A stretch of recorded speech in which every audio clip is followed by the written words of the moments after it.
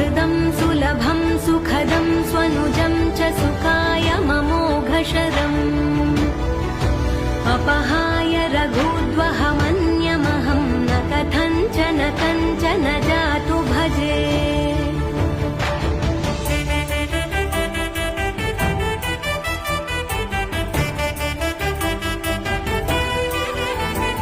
विना वेङ्कटेशं ननाथो ननाथः सदा वेङ्कटेशं स्मरामि स्मरामि। हरे वेङ्कटेश प्रसीद प्रसीद प्रियं वेङ्कटेश प्रयच्छ प्रयच्छ।